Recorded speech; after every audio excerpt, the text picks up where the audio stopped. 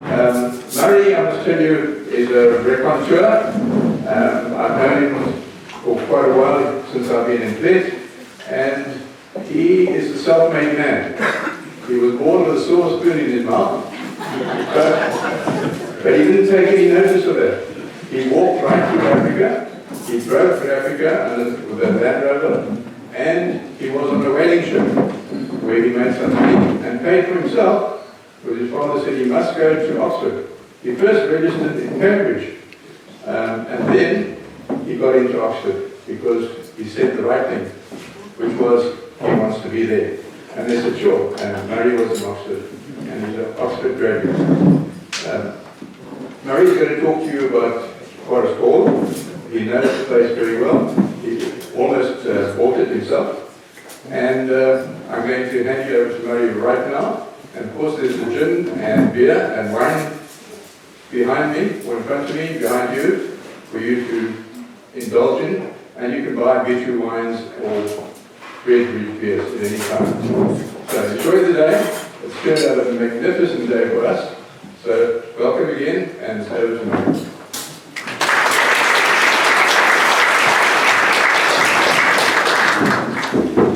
As Lenny said, this is rather more than a normal meeting, the turnout. I was rather flattered that this had happened. He said, I actually pitched up today and I saw all the wine and stuff in the water, and I realized that it all comes from the wine tasting. I'm just the sort of introduction that everybody had there. This house was built by William Henry Newdigate, who came from England. And he was very aristocratic. They had a stately home in England. His father was an earl, and he had 11 children. And of those 11 children, the only ones that counted in the 1850s or so were the boys. And the wife, his only job in life was to produce an heir and a spare. And the heir was duly firstborn. And he would then take over, and the spare would be hanging around, hoping that his brother would die so that he'd take it over. And William was the third boy, so he was nowhere. And what normally happens in England at that time is that they're pushed out into the world to make their own living. And some of them survive and do quite well, and others don't. And it depends very much on the temperament of the father. And the Earl father of William was actually a very kind, considerate man who doted on his family, and he looked after them very, very well. So he was a lucky boy. And as he grew up, he told his father that he wanted to be a farmer. And to buy a farm for him in England would have cost quite a lot of money in those days. And so he had to go himself, and he might have worked his way up and eventually ended up being a foreman on the farm. But the other option was to come out into the distant parts of the world and get a bit of virgin land and make your own way, your own farm. And that's the route they chose to have. And his father happened to be a friend of Henry Barrington's in Neisner. So he wrote him a letter in 1820 or so, and asked him whether that would be a suitable place for his son to come. In those days, you don't get an instant answer from a computer, or even anything in the mail. The turnaround of that message took about a year. But a year later, he got the message in England to say, it's a fantastic place, bring him out here and I look after it. So young William was shipped out to Neisner, and his father gave him capital to get going in life, which was £3,000, and also an income of £100 a year. So he arrived in Neisner, and he stayed with the Barringtons for about 10 months, and looked around everywhere, and he thought in the end that actually the real opportunity didn't lay in Neisner, which was a bit crowded at that stage. It had 2 or 3 aristocratic or upper class owners who had sort of taken all the land, and so he came here, and he himself was, even though he was the third son, he was very aristocratic, and in in Plettenberg Bay, there's another aristocratic family, which are the Bears, who are all sitting there now. And so in the very strong sort of competitive aristocratic who's the best view, Plettenberg Bay wins completely over Neisner. Yes. And Mr. Neisner, a lot of either imposters or lower level aristocracy. And so William arrived in Plettenberg Bay, and he'd chosen a piece of land for himself, which was the Beta River. And he bought himself a farm, which went all the way along the Beta River to where the golf course is today, and then you turn up and go follow the golf course, hit the ocean.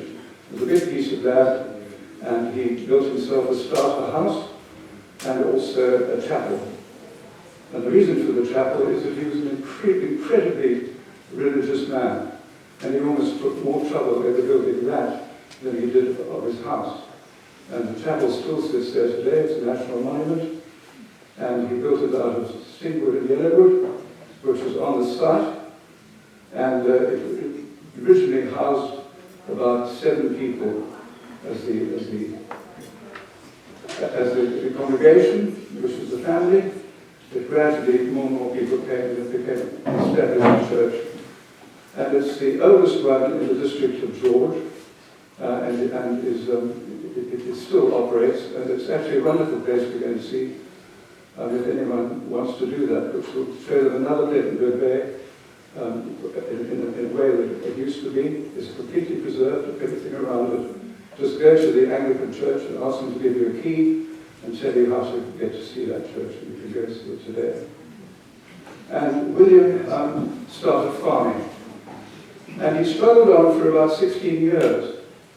And farming in those days was difficult, but there was something wrong. The crops just didn't grow properly and the animals didn't thrive. And he just struggled and struggled and didn't actually get anywhere. And he was starting to despair after about 50 years.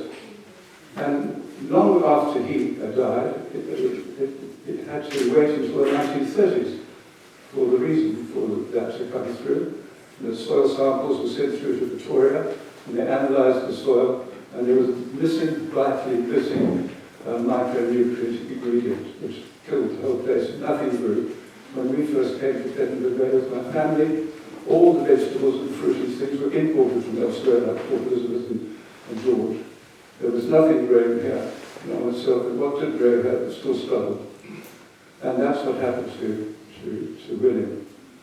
So at that stage, his father died. And again, in the spirit of his father, he was given a substantial inheritance. And he became an extremely wealthy man, and he could do whatever he liked. And he decided that he was going to pack up from Plet and go out to the Crags and build himself his own house. And he was going to build a manor house, not just another basically shack, which is what everybody else lived in Plettenberg Bay in those days. And he came up here and set it down, and he was going to do it in the forestry business. He was going to go into the forestry business, because this whole area was chock-a-block with hardwood trees. It was an enormous area of forest. And he was going to start exploiting them, and that's how he planned to make his living. So he came here, and if you think about what it meant to build a house here at that stage, without any assistance, it's quite difficult. I mean, there's no M2, no Buco, no architects, no craftsmen, no nothing. I mean, he's just completely in an area of nature. And he thought, okay, I'm going to do it myself. I'm going to do it yourself, man. And he decided, okay, I absolutely have to have artisans, one type or another, and I'm going to import them from England. So he sent the word back to England, and years later they all started arriving and set up here, up here around him, so that they could build his house for him and with him. And he started to build this house, and he built essentially what you see here today. The veranda we're all sitting on was put in by the new owner recently. The area up front there where all the drinks are used to be an open courtyard, but the previous owner roofed it in. But otherwise, it is today what he built then. And it's a magnificent achievement. He had to use local materials. The first thing is that they built a little track down to the sea where Plettenberg is today, so that wagons could go down and bring back shells. And they put the shells into an oven system that they set up here and baked them and fired them so that it could become lime, which they use as a kind of cement. And they had to bake their own bricks, which was easy because there's a lot of soil here that is difficult to, it's perfect for bricks. And they could bake them and do them, and of course the timber was readily available. But if you think what it means to actually do something, think of a simple thing for planks. They're the most incredible yellowwood planks that you'll see in the house when you go through it. They're wide and long and thick and fantastic, and they've survived wonderfully for the time it was there. But imagine actually building it. That you build a deep pit, and one man goes down there, and they have these enormous long saws which you see with a handle at each end, and they saw up and down as they slowly get through the log. It might take them the whole day to just go through once, which means 2 or 3 days labour for one plank. And if they slightly go wrong, oops, out it comes and they wrecked it. It's got to be the right width all the way through. And it was a magnificent job, and it took a huge amount of time to do that. So they slowly got the building materials ready, and then started building this house. And it was eventually the family moved in, and he started his farming here. And the first thing that happened is that the timber business that he started failed completely, because there was something also wrong. It wasn't a micronutrient failure, it was transport. Transport was too expensive, couldn't compete with the competition, and nobody really wanted to buy his trees and what he's producing. So he was left stranded and decided to become a country gentleman and just live here and enjoy his life. And so he settled down, and then the worst thing that happened is the terrible fire came through, which is, well, everybody knows about, which went right through the whole garden route and wiped out his trees. So he really was out, and he couldn't do that anymore, and he just had to settle back. And this place became the social centre of this area. Locals would come up and spend the weekend here, and people would come from George and Eisner, further apart, and spend a week or two. And people came from England on their round-the-world tours and stayed for months at a time.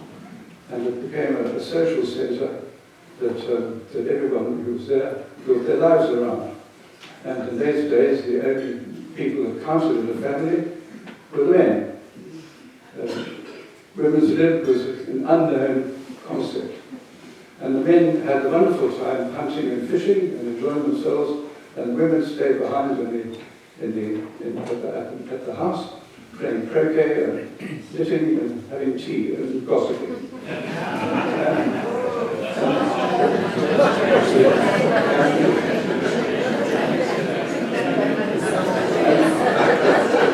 You have to think about how people saw then and not now. And that's how the world was then. Thank you.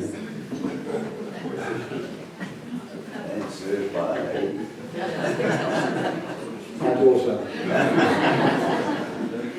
Looking after Dad. Nothing wrong with that. Yes.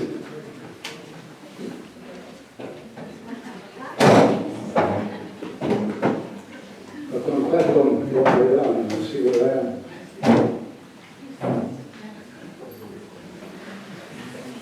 So this was Forest Hall's golden age, and it went on for a long time, for 100 years or so.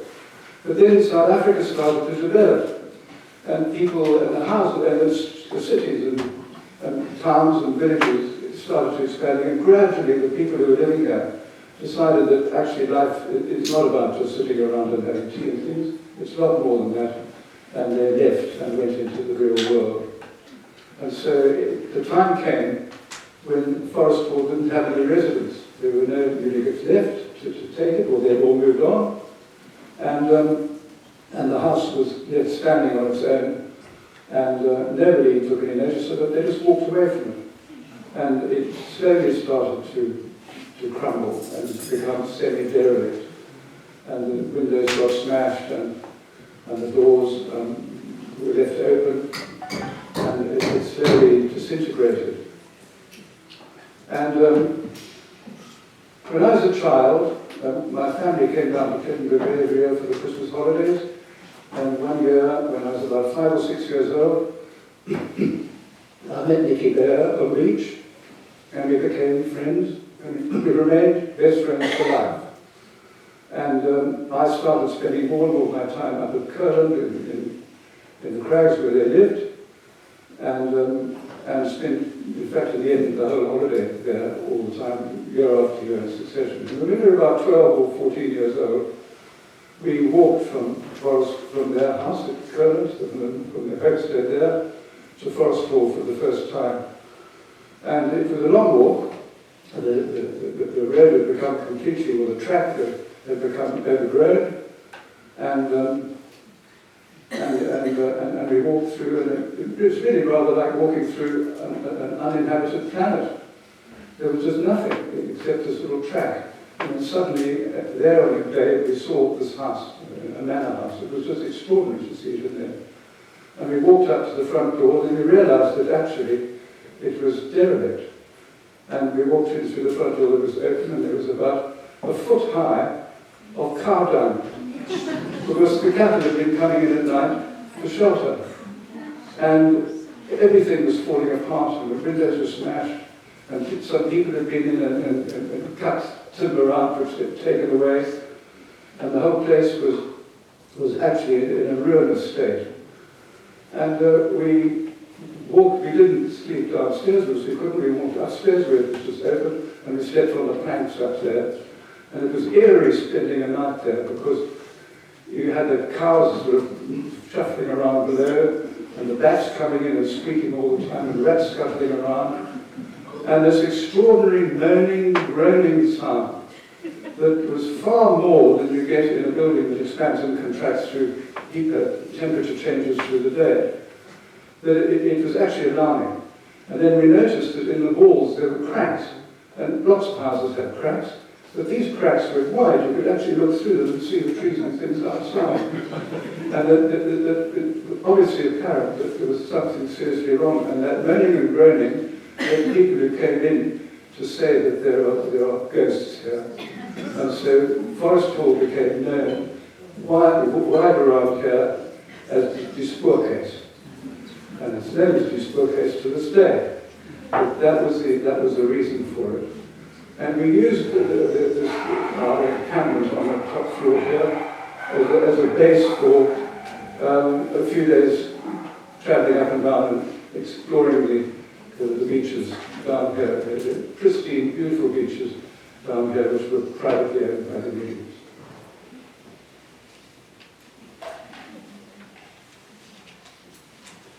When we left that time, when I was 12, I latched the door. And in my adolescent way, believed that by doing that, I saved Forest Hall. And that in some future time it would be developed, and it's all because I'd done that. Because that's just adolescent dreaming. And in fact, Forest Hall had a problem that was far more than just patching broken windows.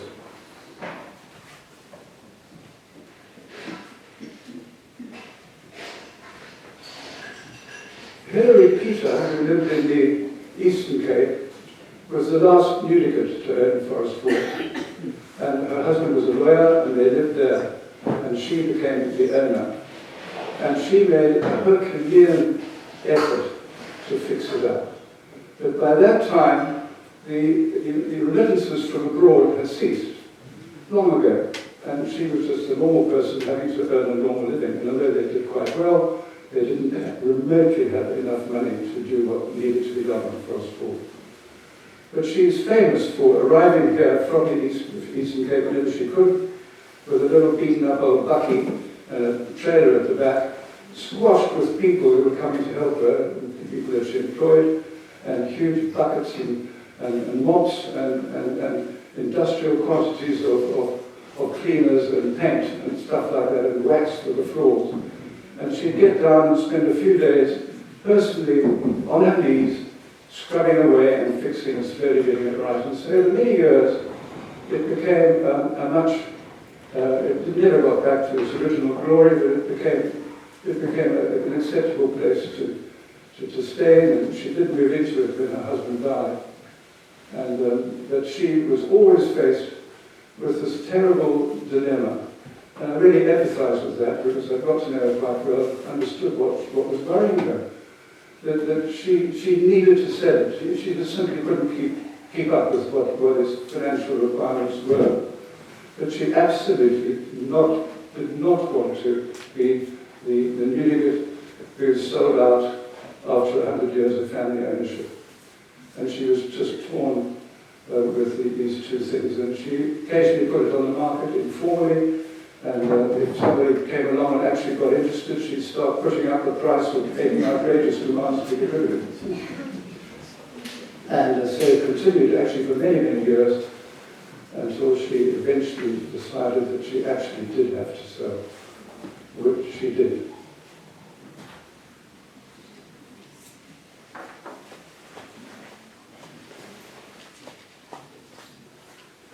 Selling was the reason for Michael Johnson to become the owner.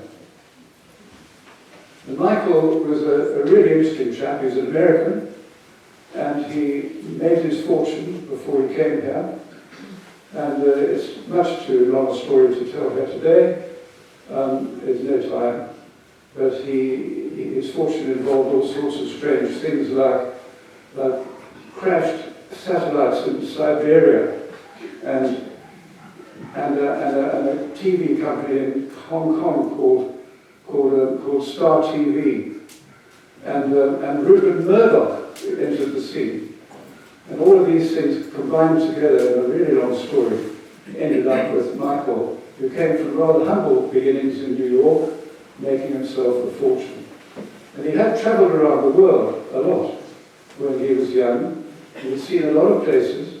And when he made his fortune, which for reasons he never told anyone, and I don't, little in me, he decided not to go back to America and take victory laps around New York because of the money he made. He decided he wanted to become a country gentleman. And he had visited Plettenberg Bay in his life, and he thought through all the places he'd been to, and he decided that he'd like to come to Plet, to settle, and that's where he would stay for the rest of his life. And so he came here and almost immediately bought the perfect place for what he wanted to do, which was Forest Hall. And he very quickly discovered that it didn't matter what Forest Hall looked like, but it had a serious problem, because at this stage the cracks had got really much too big, and the moaning and groaning had become very serious. And he realized that it wasn't just a matter of repainting, it was something much more going on underneath it. So he got in, and he had the resources to do it. He got in a firm of engineers and said, "There's something wrong with this house. Tell me what it is." And they looked around for a long time, and then they came up with the most extraordinary report. They said, "Well, you just can't believe it. But underneath this house is a network of massive logs of trees, and they're all under the walls. And that what Newdigate obviously did all those years ago is he laid it out as a pattern on the ground, and then he just started building up the bricks on top of these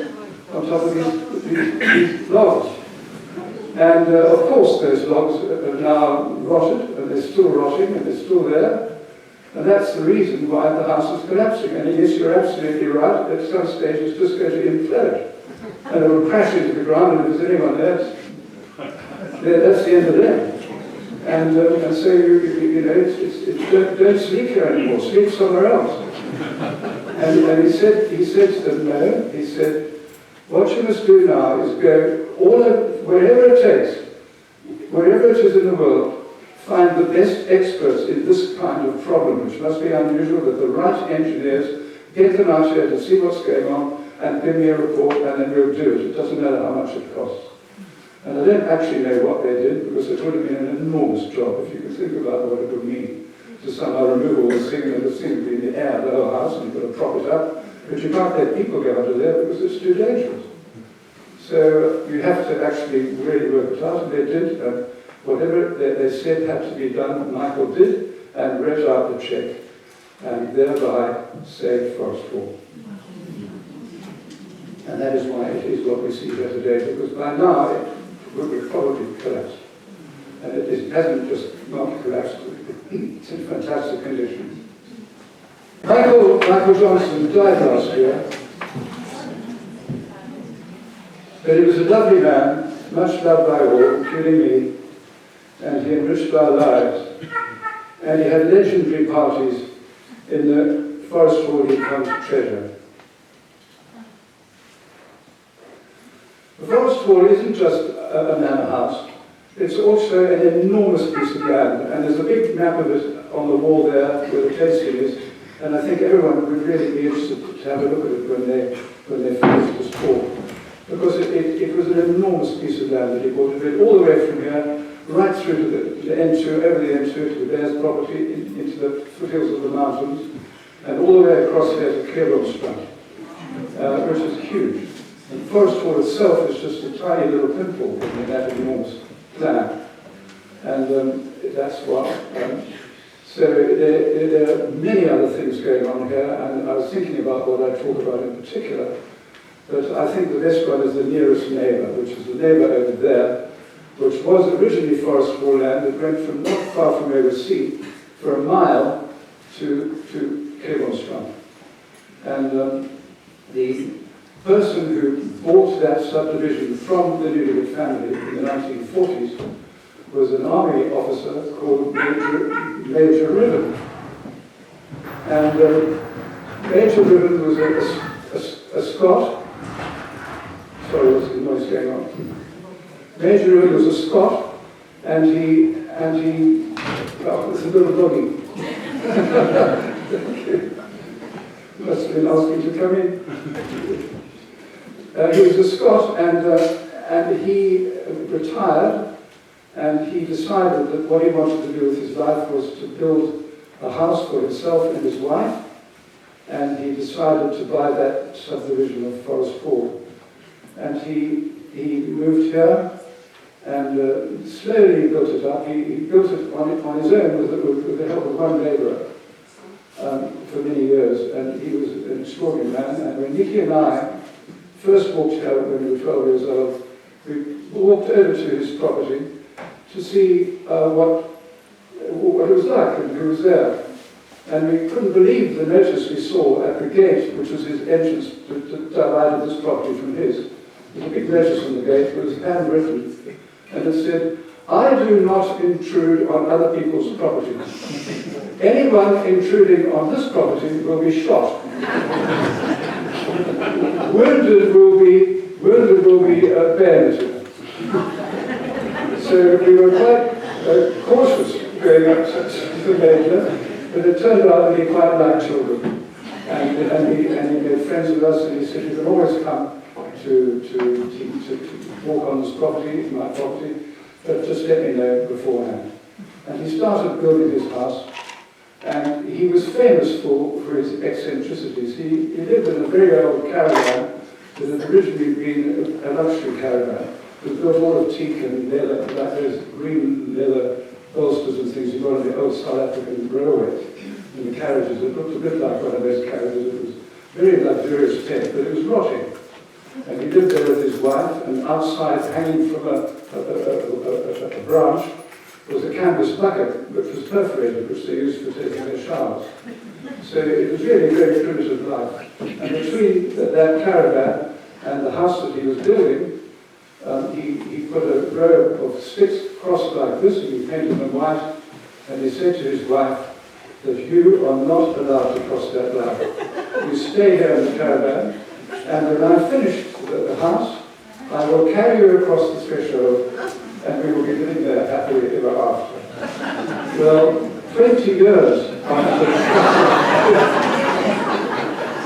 after starting, he got up to the stage where his house was the shell of the house had been built, But they hadn't gone any further. If you understand his building method, you'll understand why.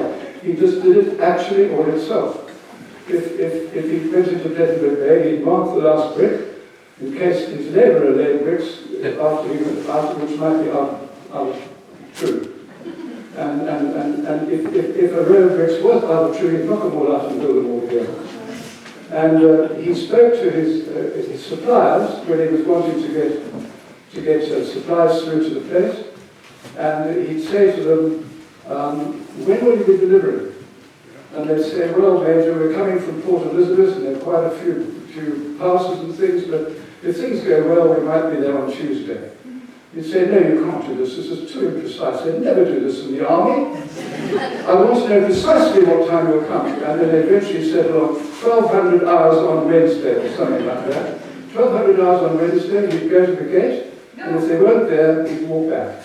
And if they came and he banged on the gate and sort of made noises, he wouldn't answer it. And if they came over and started walking towards the caravan, he'd give them the shotgun treatment. Now the shotgun didn't have pellets in it, it had rock salt. And he was very quick to use it and did often. And he was famous for it. So he'd give them the rock salt treatment, and they'd go back to Port Elizabeth with their whole load undone. And so naturally, all the suppliers stopped supplying him. So he bought himself an old Bedford truck and started to do his own movements by himself. He did all of it on his own. And that's why the whole thing took so very long to build. And in the States, about 20 years after he started, his wife died. And he was left bereft. And he was terribly affected by that. He picked up her body and he carried it over the threshold as he promised her he would. And he laid it out in front of the fireplace.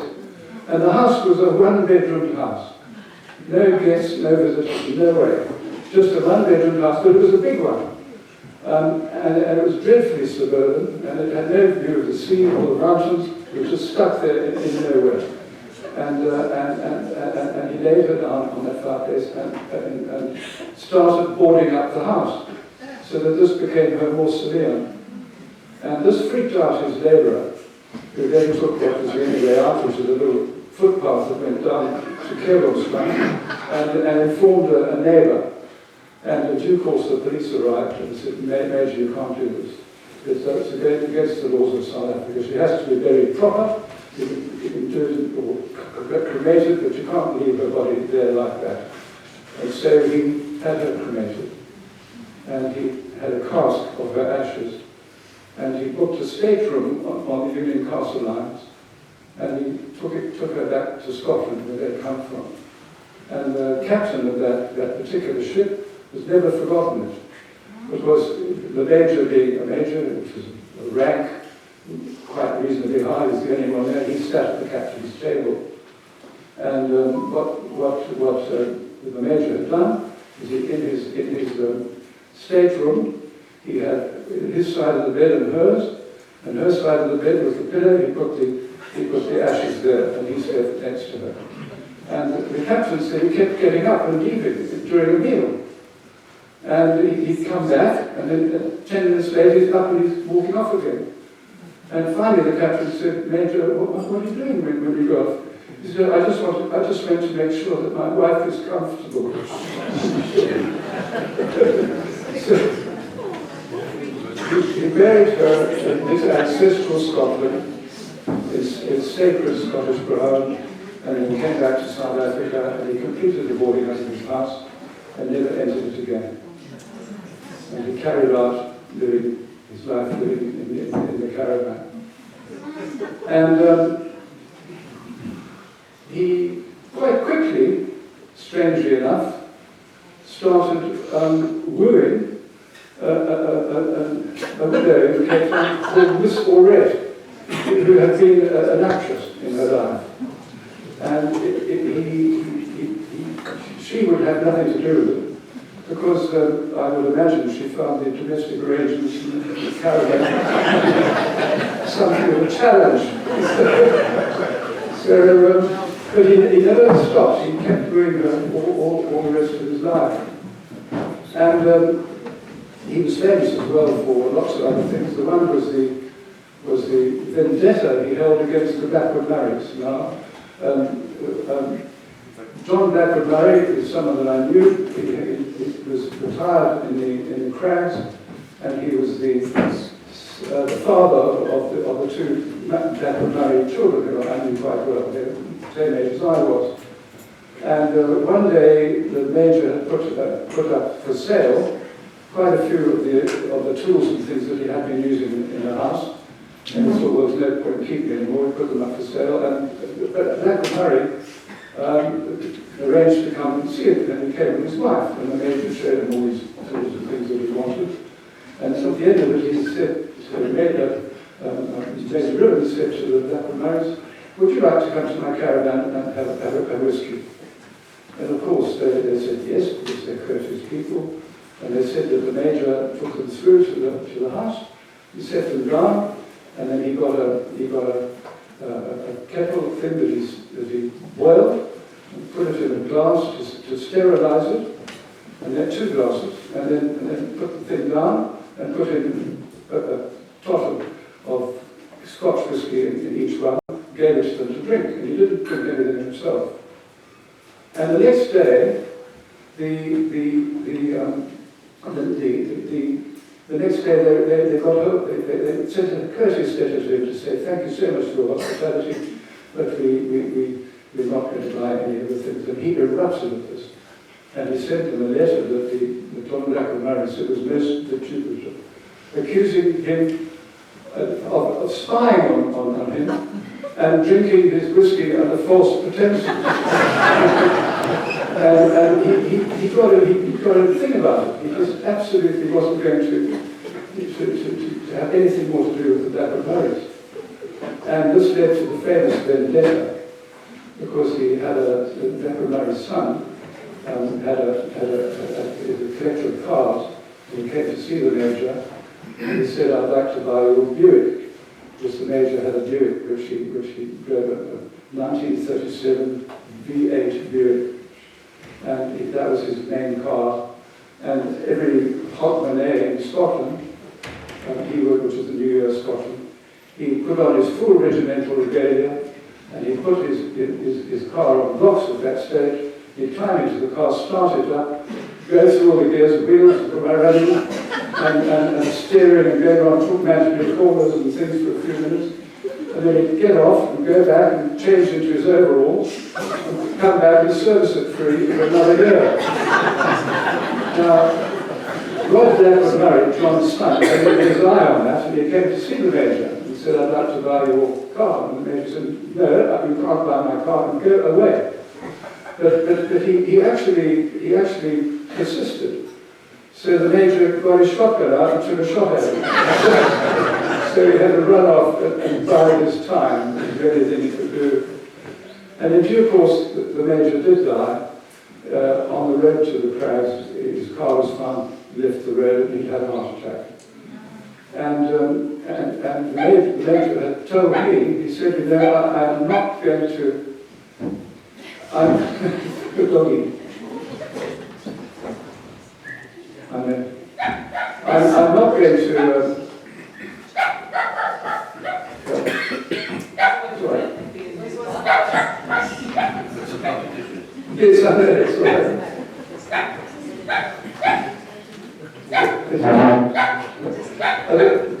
The Major said to me, I'm going to see that Blackwood Murrays don't get anything out of my estate, let alone the car, and I'm going to make sure that happens. And so when he died, he did leave everything to Miss Aurette, who's unrequited love, and she immediately put it up, everything up for sale. But there was a condition in his will, and it was very clear. He said that I hereby declare that the Blackwood Murray family shall not take anything from this property in any way, all the way from a hammer to the car. And he put it in his will that the car should be taken out to sea and dumped. And that his house should be dynamited and exploded. Now, in South Africa, wills have to be approved by the Master of the Supreme Court. And they turned that down, because quite sensibly, in your will, you can leave it to your wife and family, your mistress, the God's home, or the Flat Earth Society, but you can't have it destroyed, because it has to remain an asset of the estate. So it was turned down.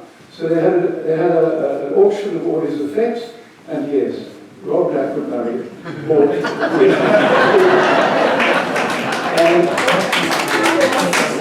And sensing that there was going to be a problem, he'd come with a bank guarantee check, which he handed to the auctioneer. And Mr. Red said, no, I want that check to clear first, please, before I don't trust these people. I want the check to clear first before I'm going to hand over the car. So 5 days or so later, Rob pitched up to claim his prize, and the car had disappeared off the face of the earth. Never to be seen again. And the check was never presented. The only other thing that I'd like to talk about today is that his major rivers wasn't the only furniture. They'd sold off bits of land all the way back to the Crags on either side of the road, which have today become animal sanctuaries and really wacky things or interesting things.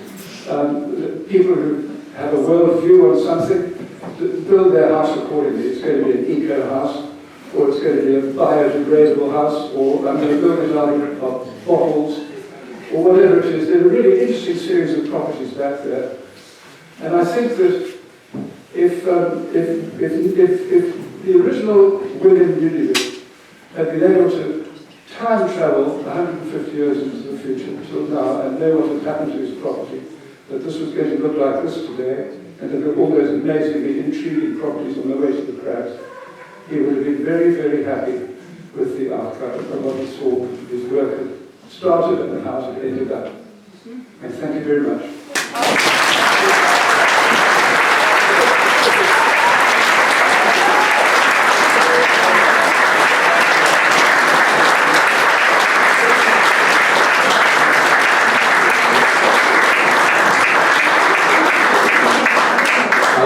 Thank Murray on your behalf. I think Murray is, as I said, knows the history of the area backwards, and we'll be talking all afternoon. So I want to give him a present, and I think he'll open it up for you so you can see what you brought him.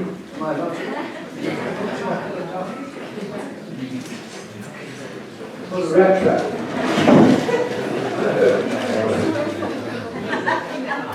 Comes from Kepler and something in life. Oh, that's a very thoughtful present, thank you. It's a tea strainer, because I've got some there who deals in Honeybush. The lyrics of the bed, I've got the perfect way of brewing Honeybush tea. That's what we do.